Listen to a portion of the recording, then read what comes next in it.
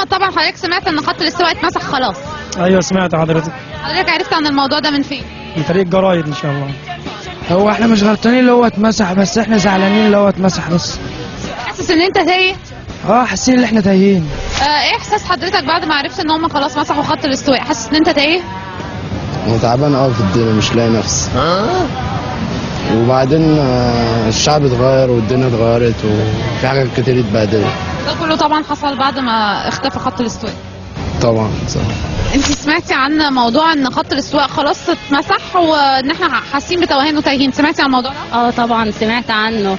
عرفتي عنه من فين؟ عن طريق الانترنت. الناس كلها تايهه وزعلانين، انت ايه شعورك؟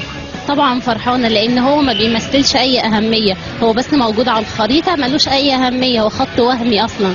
بس فطبعا دي حاجه كويسه ان هو يتمسح.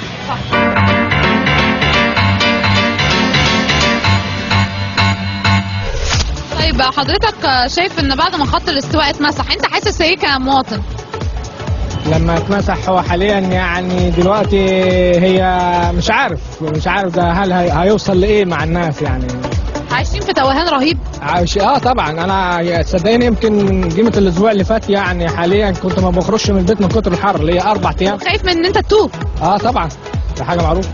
خط الاستواء من وجهة نظرك لو كان اتكتب بأي مثلا نوع من الأحبار المختلفة كان ممكن يكون أحسن بدل ما كانوا كتبوه على الخرائط بالرصاص؟ ممكن كان يكون أحسن، إنما بالنسبة للوقت اللي احنا خلاص هو انتهى، يعني شيء بقى ملوش وجود أصلا. ملوش وجود، واخد بالك؟ يعني زي ما انت حضرتك شايفه كده الناس كلها حاليا دلوقتي واحنا متضايق على خط الاستواء؟ اكيد طبعا اكيد. انت متضايق ولا لا؟ اكيد طبعا، لان لا مؤاخذه الكلمه اديكي شايفه العالم عامل ازاي والدنيا ماشيه منين، وغير كده وكده كمان ما فيش حد حاسس بحد في حاجه. يعني اللي بيقول لا مؤاخذه الكلمه ما يحسهاش الا اللي وجعاه. صح، ونرجع ونحمل المسؤوليه في الاخر لخط الاستواء. اكيد طبعا، هو ما فيش حاجه ثانيه غير كده.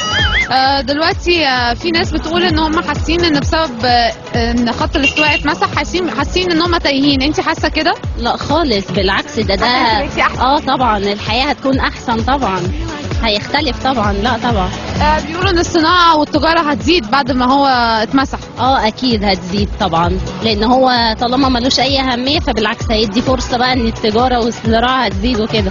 طالما خط الاستواء اتمسح هيبقى احنا كده هنضيع خالص. خط الاستواء ده اللي بيجيب لنا الرز والفاكهه. طبعا بالتغيير الجو هو اللي بيبقى كل زرعه لها مناخ معين ربنا سبحانه وتعالى بيقلم عليه.